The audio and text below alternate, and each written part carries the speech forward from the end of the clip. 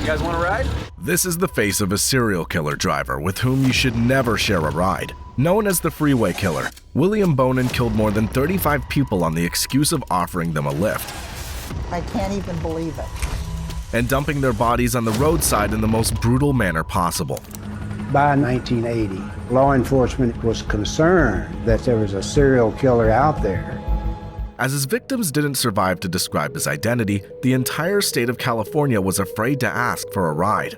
Well, I can't hitchhike, I used to hitchhike just to go home. Until one day, William encountered Roger Sproston, who managed to escape from his Ford Econoline van and lived to tell this horrifying story. In 1980, Roger was in search for a ride to downtown Los Angeles. For the next 30 minutes, he extended his thumb on the side of Santa Monica Boulevard, California, but no one was ready to share a ride with him. Just when he was about to give up hope, a Ford Econoline van pulled over near him, which convinced Roger to believe that this was the one. Now, for many years, people like Roger hitchhiked to travel across different states. Moreover, at the beginning of the 1980s, the sudden emergence of the recession forced people to look for opportunities outside. So as everyone could not afford a car of their own, they preferred to share rides to reach their destination. Luckily, Roger never experienced a moment where he felt uncomfortable riding with a stranger, as everyone supported each other. However, when he sat inside this Ford van, he failed to realize that he is riding with the most evil person who ever existed. At first, Roger tried his best to stay friendly so that the driver wouldn't feel uncomfortable giving him a lift.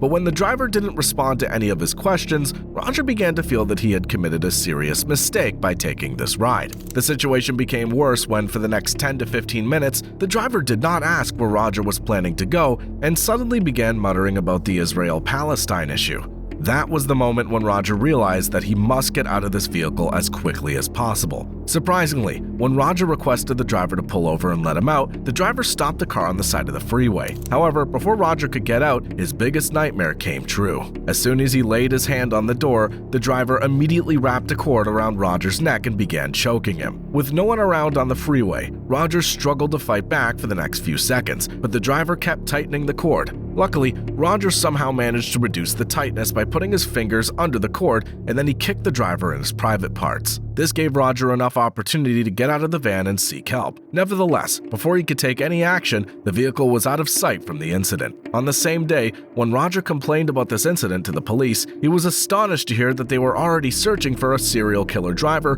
who had murdered dozens of people using tools like wires, cords, tire irons, and knives. According to the police, his targets were young male hitchhikers, schoolboys, or men with long hair. They were first tied inside his van, sexually assaulted in the most brutal manner, and then their bodies were dumped after being killed. Before Roger's incident, forensic psychologists had established that the serial killer was an intelligent sex offender, but the detailed description given by Roger finally helped the police to gain more clarity about his identity. Finally, on June 11, 1980, police noticed a van near Hollywood attempting to invite a teenager into his van. As he succeeded in luring the kid, the police became suspicious and secretly followed the van until it was parked near Hollywood Freeway. When the police reached closer, they heard someone screaming from inside the van. This convinced them to forcefully open the door, only to find out the most horrifying thing they had ever witnessed. Inside the van, they noticed a 17-year-old handcuffed and bound while getting sexually assaulted by William. After they searched the entire vehicle, they found all the tools that were used in killing his victims. The evidence became more compelling when forensic examiners discovered the traces of blood stains and newspaper clippings of the murders committed by the Freeway Killer. But what baffled them the most was that all the handles from inside the van were intentionally removed to ensure no victim could afford to escape the vehicle. Although there was no evidence from which William could be backed out or try to defend himself, the way he confessed to his crimes made the prosecutors name him as the most evil person who ever existed. With an evil smile on his face,